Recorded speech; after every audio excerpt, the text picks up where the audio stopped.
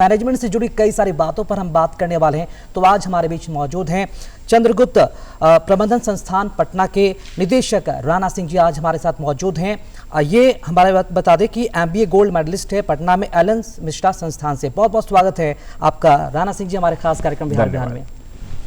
राणा जी, कई सारी उपलब्धियां आपके नाम पर शोभा बढ़ा रही हैं, गोल्ड मेडलिस्ट हैं आप और विदेशों का भी अच्छा अनुभव रहा है आपको। तो पहले हम ये जानना चाहेंगे कि पटना में जो ये संस्थान है चंद्रगुप्त प्रबंधन संस्थान, यहाँ कब से कार्यरत है और इसके पहले आपने कहाँ कहाँ अपनी सेवा दी है, योगदान कहाँ रहा है, जरूर बताएं। बहुत बहुत धन्यवाद हमें आमंत्रित करने के लिए। मैं चंद्रगुप्त प्रबंधन संस्थान में 2022 से हूँ और इसके पहले हमने करियर की शुरुआत नई दिल्ली से की। नई दिल्ली में इंद्रप्रस्थ विश्वविद्यालय के एफिलिएटेड कॉलेज में मैं लगभग 10 साल रहा और उसके बाद 1 साल मैंने औरो यूनिवर्सिटी गुजरात में मैंने अपनी योगदान दी as professor and assistant dean.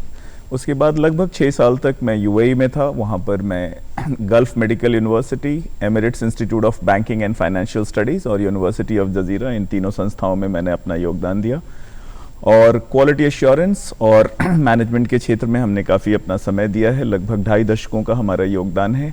और जब मैं भारत वापस आया तो army institute of management and technology greater Noida, जो कि आर्मी वेलफेयर सोसाइटी के द्वारा संचालित है, मैं वहाँ निदेशक के तौर पर मैंने अपना योगदान दिया। उसके बाद 4 साल लगभग मैंने संस्कृति विश्वविद्यालय में कुलपति वाइस चांसलर के तौर पर मैंने अपना योगदान दिया। उसके बाद 2022 से मैं चंद्रगुप्त प्रबंधन संस्थान में अभी कार्यरत हूँ as professor and dean academics and director. जी बिल्कुल। और मुस्कान, जहाँ तक मुझे याद है संस्थान के बारे में, ये इस संस्थान की स्थापना 2008 में हुई थी। पहले ये हिंदी भवन में संचालित होता था और अब तो इसका अपना कैंपस है, कई एकड़ में ये फैला हुआ है। मुस्कान, बिल्कुल।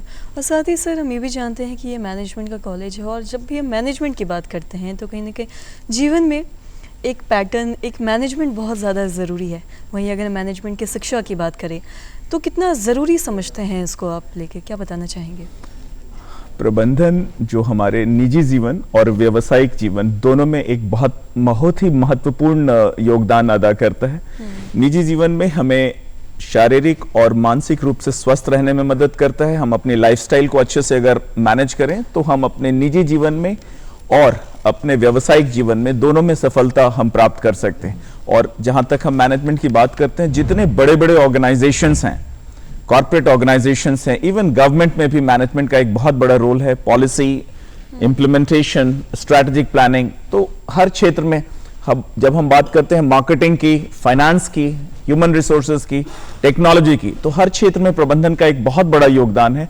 और अगर हम अपने राज्य में जो मैनेजमेंट का टैलेंट है, अगर इसका विकास करें तेज गति से, तो हम न सिर्फ अपने राज्य में राष्ट्रीय स्तर पर बल्कि अंतर्राष्ट्रीय स्तर पर भी प्रबंधन के क्षेत्र में हम अपने टैलेंट का जो परचम है उसे लहरा सकते हैं। जी, जिस संस्थान में आप कार्यरत हैं राणा सिंह जी, उसके बारे में हम थोड़ा बात कर लेते हैं। फैसिलिटीज यहाँ पर स्टूडेंट्स को क्या दी जा रही है? जो छात्र मैनेजमेंट के स्टूडेंट्स हैं जो पढ़ना चाह रहे हैं, क्या कुछ फैसिलिटीज यहाँ पर प्रोवाइड कराई जा रही हैं? बिल्कुल। सबसे पहले हम अपने राज्य के माननीय मुख्यमंत्री श्री नीतीश कुमार जी का मैं धन्यवाद करना चाहूँगा, जिन्होंने सन 2008 में इतने शानदार प्रबंधन संस्थान की उन्होंने परिकल्पना की। और इस संस्थान की परिकल्पना IIM अहमदाबाद, जो कि देश का नंबर 1 संस्थान है, उसी की तर्ज पे की गई और वहाँ से 5 प्रोफेसर्स को बुला के इस संस्थान को स्थापित किया गया। और अभी यह संस्थान लगभग 10 एकड़ में यह संचालित है और अब तक पिछले 15 सालों तक मात्र 120 छात्र 10 एकड़ में पढ़ते थे। इस साल हम लोगों ने इसे 120 से 180 किया है और यहाँ पर छात्रों के लिए तमाम सुविधाएं हैं। वर्ल्ड क्लास फैसिलिटीज और इंफ्रास्ट्रक्चर है, क्लासरूम और एकेडमिक इंफ्रास्ट्रक्चर, लैब्स, उसके बाद sports facilities, residential facilities, purely सारा रेसिडेंशियल फैसिलिटीज है, स्टूडेंट्स के लिए भी, फैकल्टी के लिए भी, स्टाफ मेंबर्स के लिए भी। 500 सीटर ऑडिटोरियम है, 100+ रूम का हमारे पास मैनेजमेंट डेवलपमेंट सेंटर है।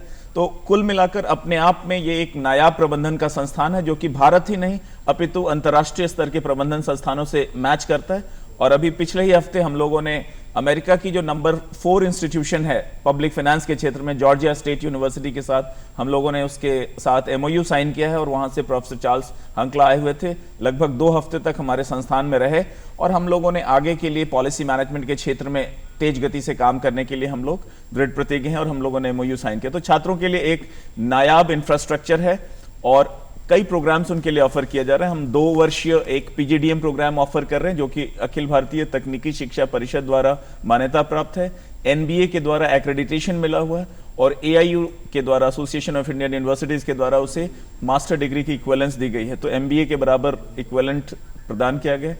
एक और मास्टर्स प्रोग्राम है PGDM IEV, innovation, entrepreneurship and venture development, जिसमें हमारा उद्योग विभाग जो है बिहार सरकार का, उसमें जो छात्राएं हैं और जो एससी एसटी के छात्र हैं उन्हें 90% स्कॉलरशिप दी जा रही है, और जो बॉयज हैं, लड़के हैं, और जनरल और ओबीसी के जो छात्र हैं उनको 80% स्कॉलरशिप दी जा रही है, जो कि अपने आप में पूरे भारत में एक नायाब एकेडमिक प्रोग्राम है, जिसमें कि एंटरप्रेन्योरशिप, इनोवेशन और वेंचर डेवलपमेंट को बढ़ावा देने के लिए छात्रों को 80 और 90% तक की स्कॉलरशिप दी जा रही है। और हम लोग एनआईआरएफ में टॉप 125 रैंकिंग में आज भारत में हम लोग लिस्टेड हैं, तो अपने आप में एक बहुत बड़ी अचीवमेंट है। कई सारी जो फैसिलिटीज है वो भी दी जा रही है मुस्कान, वाकई में ये बिहार के छात्रों के लिए बहुत ही बड़ा प्लेटफॉर्म इसे कह सकते हैं। जैसा कि सर ने स्कॉलरशिप की भी बात की, जी। तो 80% और 90% आपने बताया कि महिलाओं के लिए है, तो ये भी एक बहुत बड़ी चीज़ है। बिल्कुल। और सर जैसा कि हम लोग मैनेजमेंट पे बातचीत कर रहे थे, आपने स्कॉलरशिप से जुड़ी चीज़ों के बारे में बताया कॉलेज की।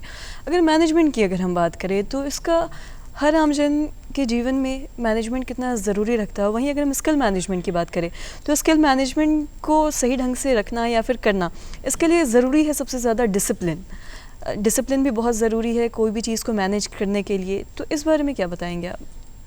बिल्कुल, अनुशासन एक इंसान को महान बनाता है और देश को भी महान बनाता है। बिल्कुल। और जब हम प्रबंधन की बात करते हैं और स्किल्स मैनेजमेंट की बात करते हैं, तो हमने इस बात पर काफ़ी एम्फेसिस देते हैं स्टूडेंट्स को कि स्टूडेंट्स को जब हम तैयार करते हैं प्रबंधन के क्षेत्र में, तो हम न सिर्फ व्यावसायिक जीवन में वो एक्सेल करें, अपने निजी जीवन में भी वो एक्सेल करना जो है सीखते हैं।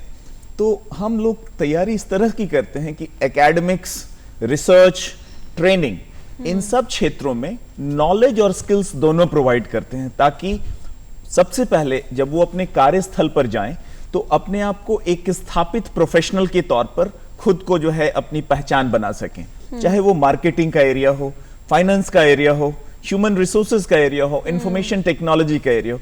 तो हम लोग अपने छात्रों को वो सारे नॉलेज और स्किल्स प्रोवाइड करते हैं, ताकि वो न सिर्फ बिहार में बल्कि हमारे जो स्टूडेंट्स हैं जब उनकी प्लेसमेंट होती है, इस साल से इंटरनेशनल प्लेसमेंट भी शुरू हुए, हमारे बच्चे साउथ अफ्रीका तक चले गए हैं।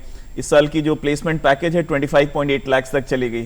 तो मेरा कहना है कि हम उन्हें इस बात के लिए तैयार करते हैं कि वो अपने नॉलेज, स्किल्स और कॉम्पिटेंसीज को इस कदर बढ़ाएं ताकि वो प्रोफेशनल लाइफ में तो एक्सेल कर रहे हैं, और जब वो निजी जीवन में अपना निजी जीवन में जी रहे हैं, इंटरपर्सनल स्किल्स है, आपसी जो संबंध हैं उस पर कितनी तवज्जो दें, ताकि न सिर्फ वो एक्सेलेंस हासिल करें कॉर्पोरेट वर्ल्ड में, बट अपने पर्सनल लाइफ में भी उनकी एक हैप्पीनेस और फुलफिलमेंट प्राप्त करें और देश के एक अच्छे नागरिक भी बन सकें। तो हम लोग तीनों पे फोकस करते हैं, excellence in corporate world, excellence in personal life, and excellence towards becoming a good citizen to contribute to the society, to contribute to the nation, to contribute to the state. तो एक holistic focus रहता है। We want to, हम लोग उन्हें एक round shaped personality बनाकर भेजते हैं, न सिर्फ ऐसा कि हम उन्हें मैनेजर बनाकर नोट छापने की मशीन नहीं बनाना चाहते।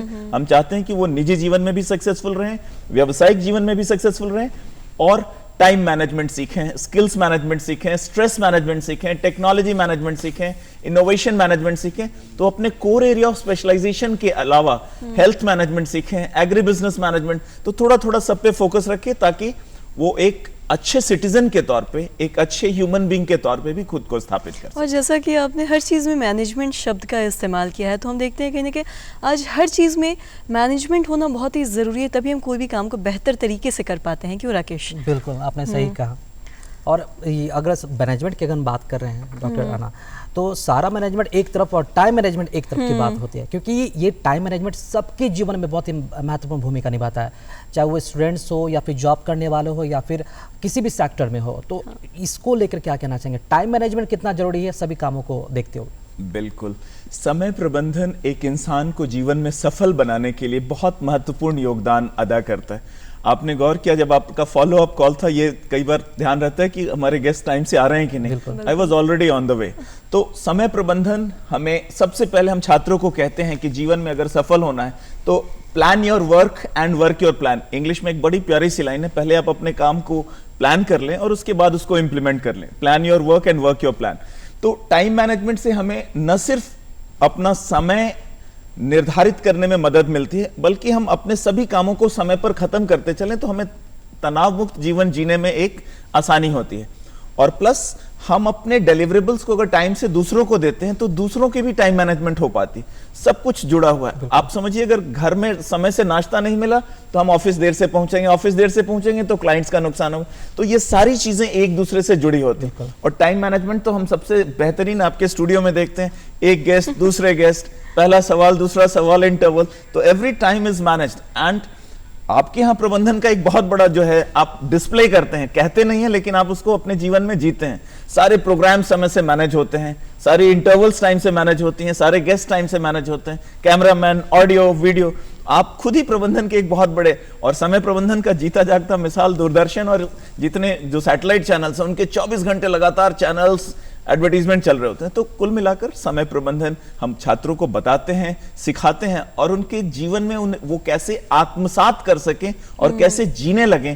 कारण कि कई बार सिर्फ हम ज्ञान दें तो शायद उतना नहीं होता, तो हम उनको जो लाइफस्टाइल उनकी बदल देते हैं। कितने टाइम से अपना असाइनमेंट सबमिट करें, सबकी टाइमलाइंस रहती है।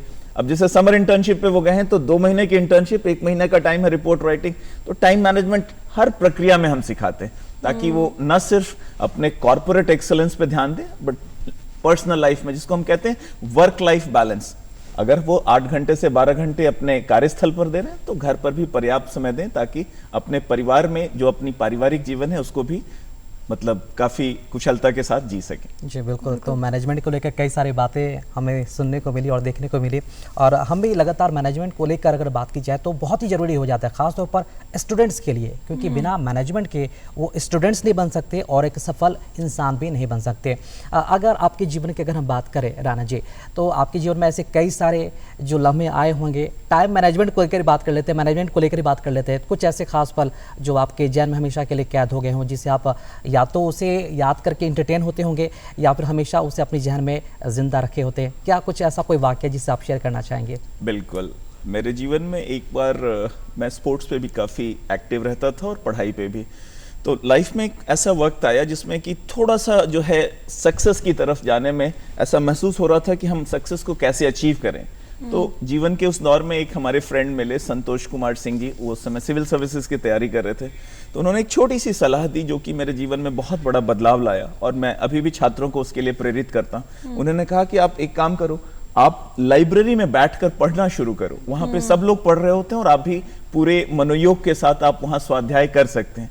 और उनकी बात को मैंने माना। सिन्हा लाइब्रेरी में मैं जाता था, सुबह 10 बजे गया और शाम को 6 बजे वहाँ से पढ़ के निकला।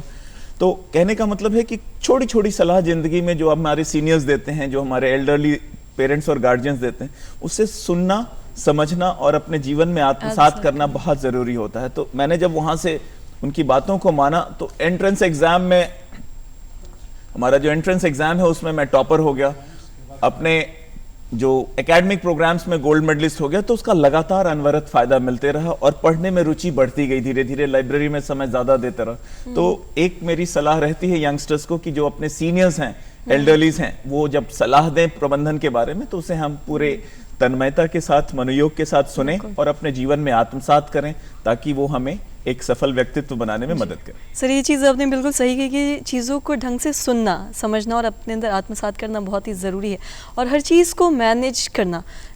और सबसे ज़रूरी तो टाइम मैनेजमेंट की अगर हम बात करें तो अगर हम टाइम मैनेजमेंट करते हैं जीवन में तो हमारा जो काम है वो भी काफ़ी ज़्यादा आसान हो जाता है। सर, काफ़ी चीज़ों पे हमने आपसे बातचीत की और जो मैनेजमेंट है ये एक बहुत ज़रूरी चीज़ है जिस पे बात करना भी बहुत ज़रूरी है। इस पर हमने बातचीत की, आपने काफ़ी चीज़ें बताई, इसके लिए बहुत बहुत शुक्रिया सर, आप हमारे कार्यक्रम में आए। बहुत बहुत धन्यवाद।